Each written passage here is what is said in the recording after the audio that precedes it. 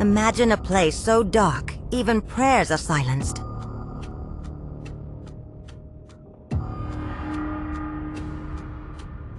In Auschwitz, Block 11, a man kneels not begging for life, but offering it up.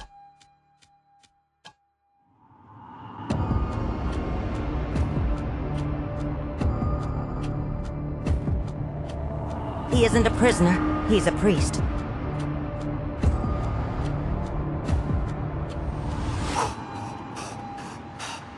And what he's about to do will shake even the Nazi guards to their core.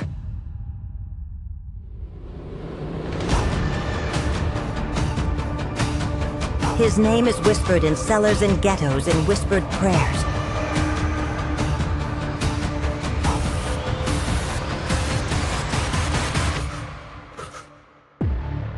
But who was Maximilian Kolbe before he walked into Auschwitz and rewrote the story of sacrifice?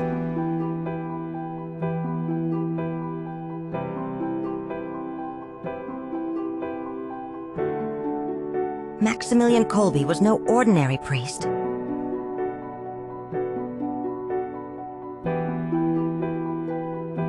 He ran a monastery with its own printing press, broadcasting messages of hope during a time of terror to the Nazis that made him dangerous.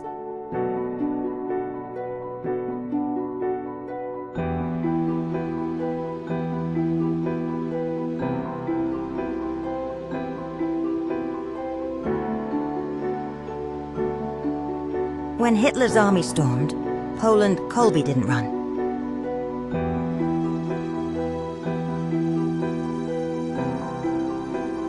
Instead, he printed anti-Nazi pamphlets in the eyes of the Reich that made him a criminal in the eyes of the faithful. It made him a saint in the making.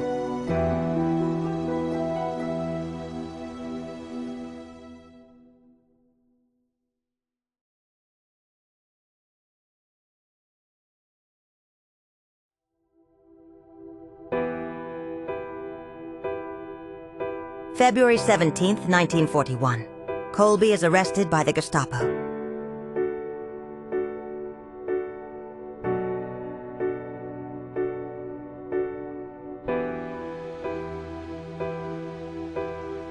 They've raided this monastery before, but this time they don't plan to release him.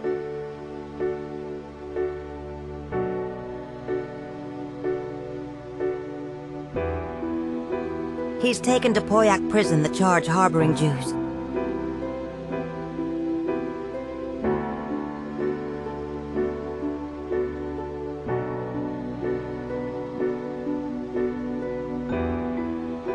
The real reason refusing to bow.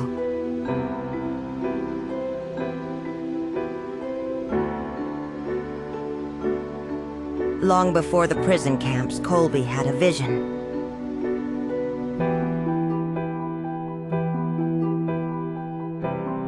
At just 12 years old, he claimed the Virgin Mary offered him 2 crowns, one white for purity and one red for martyrdom.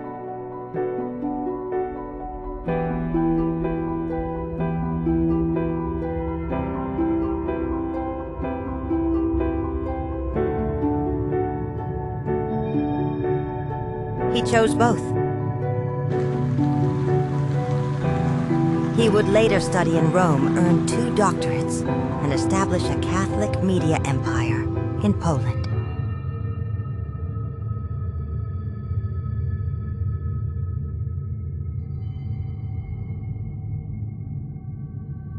But with each sermon, each article, he made enemies.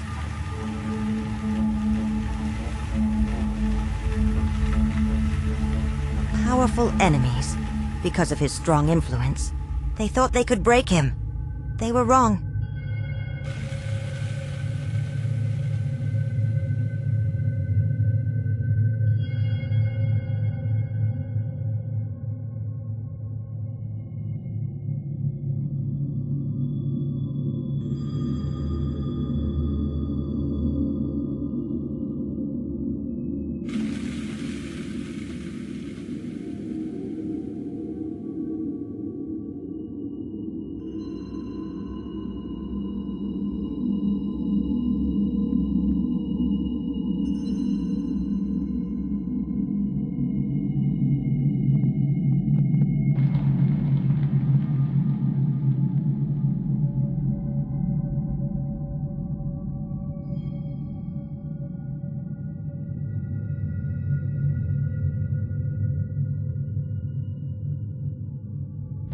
May 1941. Kolbe steps into Auschwitz head-shaved prisoner.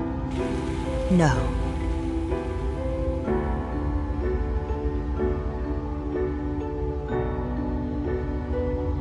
"16670" tattooed on his arm.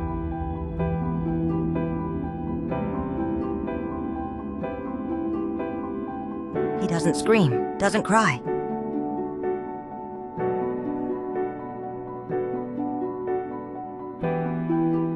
Instead, he lifts a fellow prisoner who was collapsed beside him.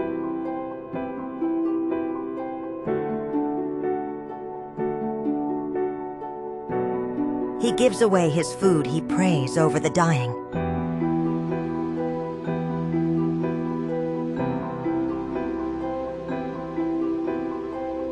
Whispers of hope spread from Block 14.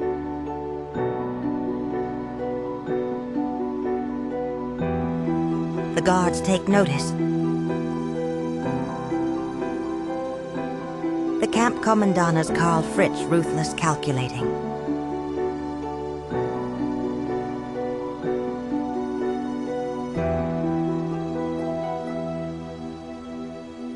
He announces that 10 men will die, punishment for an escaped prisoner.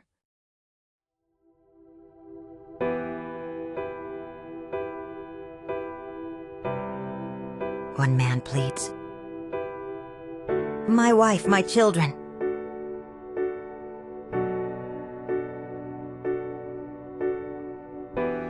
That's when Kolbe steps forward.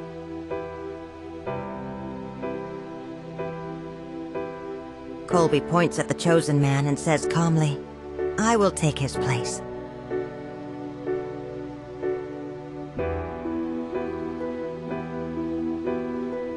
French pauses. The guards stare, replacing a condemned man.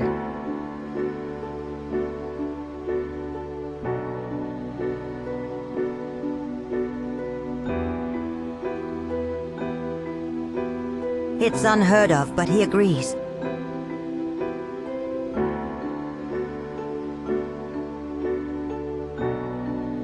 Kolbe joins 9 others in the starvation bunker.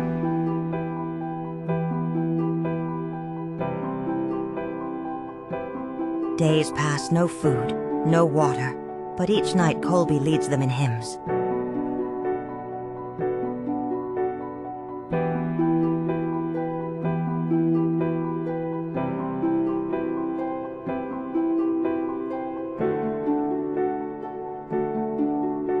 After 2 weeks, only 4 remain.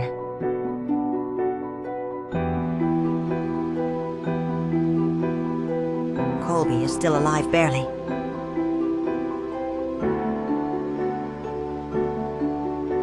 The guards grow impatient. They inject him with carbolic acid.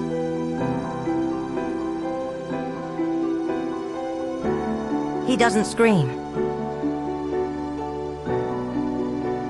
He simply looks upward and whispers a final prayer.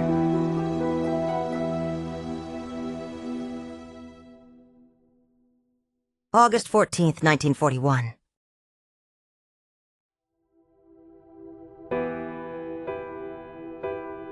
The man who chose both crowns has worn them to the end.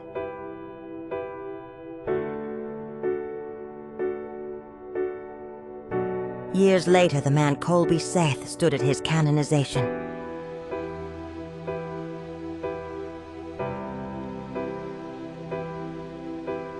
His children watched him cry.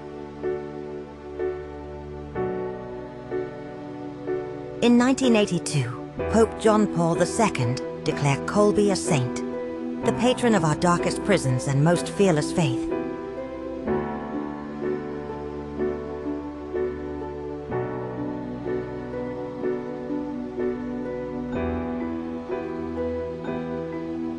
What kind of courage makes a man lay down his life for someone he's never met?